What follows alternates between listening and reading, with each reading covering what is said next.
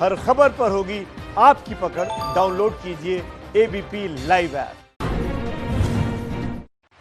ABP news पर कृषि मंत्री ने एमएसपी किसानों को जारी रहने की गारंटी दी। कहा कृषि बिल से फायदे ही फायदे, राजनीति का शिकार न हो किसान।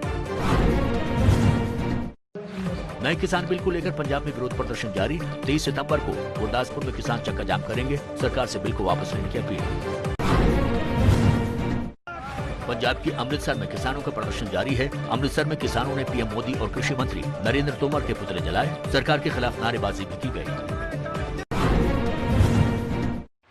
कृषि बिल के विरोध में किसानों का आंदोलन तेज हुआ। पंजाब की किसान मजदूर यूनियन ने 24 से 26 सितंबर के बीच रेल रोको आंदोलन का ऐलान किया। 25 सितंबर को पंजाब बंद का ऐलान। हरियाणा में भी कृषि बिल से नाराज किसान। 20 सितंबर को किसानों ने रास्ता रोको आंदोलन का ऐलान किया। कृषि बिल के विरोध में किसानों का प्रदर्शन जारी। पंजाब के मुक्तसर में किसानों ने धरना दिया। हरियाणा के अंबाला में भी हुआ प्रदर्शन। हरियाणा के झज्जर में कृषि बिल के समर्थन में उतरे किसान। 200 से ज्यादा ट्रैक्टरों में सड़क पर प्रदर्शन किया। लोगों से बिल का समर्थन करने की अपील की। कृषि बिल के विरोध में प्रदर्शन कर रहे किसान ने जहरीली दवाई खाकर की आत्महत्या। पंजाब के पूर्व सीएम प्रकाश सिंह बादल के गांव की घटना।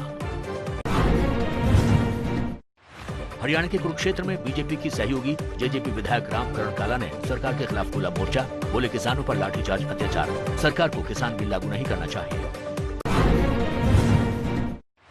लोकसभा में पास हुए कृषि से जुड़े बिल से नाराज हैं किसान। किसानों का आरोप है कि इस बिल से उद्योगपतियों को मुनाफा होगा और किसानों को नुकसान। कांग्रेस महासचिव प्रियंका गांधी का बीजेपी पर हमला। प्रियंका गांधी ने कहा बीजेपी सरकार अपने खरबपति दोस्तों को कृषि क्षेत्र में घुसाने के लिए ज्यादा आतुर दिख रही है। वो किसानों की बात नहीं सुनना चाहती। किसान बिल के विरोध में मोदी मंत्रिमंडल से हरसिमरत कौर के इस्तीफे के बाद शिरोमणि अकाली दल की बैठकों का दौर तेज। पार्टी नेताओं के साथ हुई बैठक के बाद बयान। बिल वापस होने तक विरोध करेगा अकाली दल। राज्यसभा में भी बीएसपी करेगी कृषि बिल का विरोध। बीएसपी ने कहा बिल के नियमों में खामियां हैं, जिससे किसान तबाह हो जाएंगे। बड़ी बड़ी कंपनियां किसानों का सब हिस्सा ले जाएंगी। रणदीप सिंह सुरजेवाला ने ट्वीट कर हरियाणा के डिप्टी सीएम दुष्यंत चौटाला पर साधा निशाना। लिखा खट्टर साहब के साथ चाय समोसा मीटिंग नहीं, किसान मजदूरों के हित में इस्तीफा दीजिए। कृषि बिल पर बोले छत्तीसगढ़ के मुख्यमंत्री भूपेश बघेल। कहा अभी पंजाब और हरियाणा में हो रहा है विरोध, जल्दी ही सड़कों पर उतरेंगे देश भर के किसान। जम्मू कश्मीर को मिली बड़ी सौगात। आत्मनिर्भर भारत के तहत मिला 1350 करोड़ का आर्थिक पैकेज। उपराज्यपाल मनोज सिन्हा ने करीब 10,000 करोड़ के आर्थिक पैकेज का ऐलान किया। महाराष्ट्र में मचे बवाल के बीच यूपी के सीएम योगी आदित्यनाथ ने फिल्म सिटी बनाने का ऐलान किया। दिल्ली से सटे नोएडा में बनेगी नई फिल्म सिटी। नोएडा में फिल्म सिटी बनाने के फैसले का बीजेपी सांसद मनोज तिवारी ने किया स्वागत। बोले योगी सरकार का फैसला पूरे उत्तर भारत के लिए वरदान से कम नहीं। हरियाणा के गृह मंत्री अनिल विज का विवादित बयान। विपक्ष को दी राक्षस की संज्ञा। केजरीवाल के गैर बीजेपी दलों को किसान बिल के खिलाफ एकजुट करने वाले ट्वीट के जवाब में दिया बयान। अमेरिका में चीनी ऐप के बैन होने पर चीन के वाणिज्य मंत्रालय ने जताई आपत्ति। अमेरिका ने वीचैट और टिकटॉक समेत कई चीनी ऐप को किया है बैन। दिल्ली पुलिस से चीन के लिए जासूसी करने के आरोप में स्वतंत्र पत्रकार राजीव शर्मा को गिरफ्तार किया। एक चीनी महिला और उसका नेपाली सहयोगी को भी पकड़ा गया। देश की सबसे लंबी अटल सुरंग बनकर तैयार है। पीएम मोदी इस महीने कर सकते हैं उद्घाटन। 10 साल पहले यूपीए के कार्यकाल में रखी गई थी नींव। भारत में कोरोना मरीजों की संख्या 53 लाख के पार। पिछले 24 घंटे में 93,337 नए मामले, 1,247 मरीजों की मौत। रिकवरी रेट बढ़कर 79% हुई।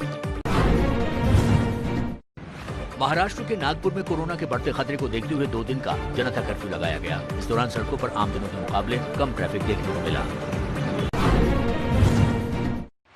आंध्र प्रदेश के विजयवाड़ा में कोरोना गाइडलाइन के साथ आज से सिटी बस सेवा की शुरुआत हुई। इस दौरान लोगों से मास्क और सामाजिक दूरी के पालन की बात कही गई। वाराणसी में घाट के नाविकों पर चेहरे पर खिली मुस्कान। 7 महीने बाद वाराणसी में नौका संचालन की मिली इजाजत। कोरोना के कारण पर्यटकों की संख्या में कमी। हजारों नाविकों के सामने रोजी रोटी का सवाल। कोरोना काल में भी जमकर हो रही है धांधलेबाजी। यूपी के प्रयागराज में नकली ऑक्सीमीटर बेचने के गोरख धंधे का भंडाफोड़।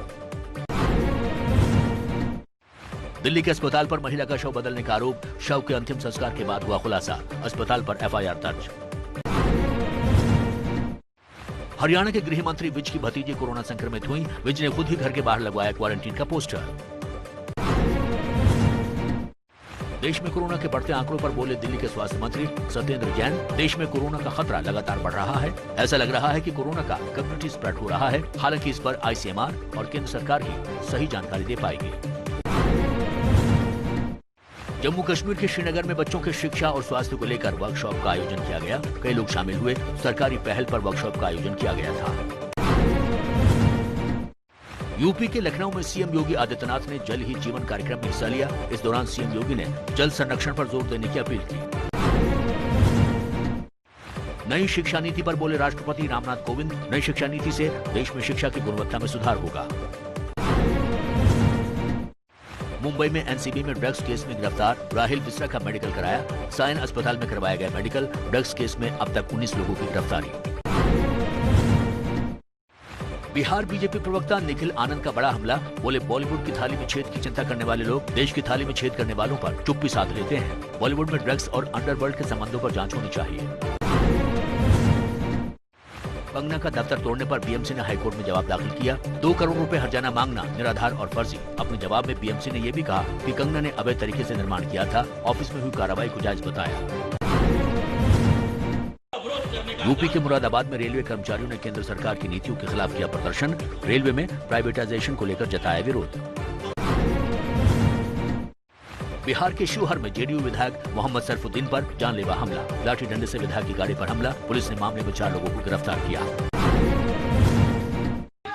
बिहार के मोतिहार में आरजेडी कार्यकर्ताओं ने अपनी ही पार्टी के विधायक राजेंद्र राम के विरोध में प्रदर्शन किया। कार्यकर्ताओं ने जुलूस निकालकर विधायक के पुतले फूंके। तेज प्रताप और तेजस्वी यादव से विधायक राजेंद्र राम को टिकट नहीं देने की मांग की। बिहार में एलजेपी और जेडीयू के बीच जबानी जंग जारी है। जेडीयू नेता गुलाम गौस ने एलजेपी प्रवक्ता पर साधा निशाना, बोले दूसरों के कंधे पर बैठने वाले हमें राजनीति न सिखाएं। एनआईए ने दिल्ली में हमले की योजना बना रहे अलकायदा के 9 आतंकियों को मुर्शिदाबाद और एर्नाकुलम से पकड़ा। बम बनाने का सामान और बुलेट प्रूफ जैकेट बरामद। ओडिशा के कालाहांडी में जेर का रिजर्व फॉरेस्ट में चल रहे माओवादी शिविर का भंडाफोड़। सुरक्षा बलों ने माओवादी कैंप से भारी मात्रा में हथियार बरामद किए। यूपी के अलीगढ़ में जमा थाना क्षेत्र में देर रात बदमाश और पुलिस के बीच मुठभेड़। गोली लगने से 2 बदमाश घायल। बदमाशों के 2 साथी भागने में कामयाब। घायल बदमाशों में 25,000 का इनामी बदमाश जाहिद भी शामिल। पश्चिम बंगाल के मिदनापुर में 2 गुटों में हुए संघर्ष में 2 लोगों की मौत। मिदनापुर के दामोदर चाक गांव की घटना, इलाके में तनाव का माहौल। यूपी के अमरोहा में युवक का शव मिला। पीट कर हत्या किए जाने का संदेह, कल से ही लापता था युवक। इंदौर अहमदाबाद नेशनल हाईवे के मेटवाड़ा टोल प्लाजा में वसूली को लेकर हंगामा। करीब 35 नकाबपोशों ने की तोड़फोड़। तस्वीरें सीसीटीवी में कैद।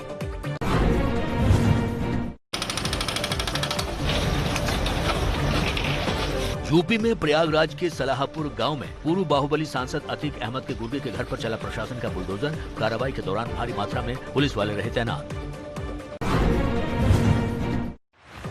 चीन की आर्थिक ताकत पर अमेरिकी राष्ट्रपति ट्रंप की बड़ी चोट। अमेरिका में टिकटॉक और वीचैट को डाउनलोड करने पर लगी रोक। जासूसी का आरोप। आज से आईपीएल का आगाज होने वाला है। आज शाम 7:30 बजे धोनी की चेन्नई सुपर किंग्स का मुकाबला मौजूदा चैंपियन मुंबई इंडियंस से होगा। आज धोनी की बैटिंग पर पूरे देश की नजर रहेगी। माही 1.5 साल बाद मैदान पर वापसी कर रहे हैं। 2019 विश्व कप की सेमीफाइनल में वो आखिरी बार मैदान पर उतरे थे।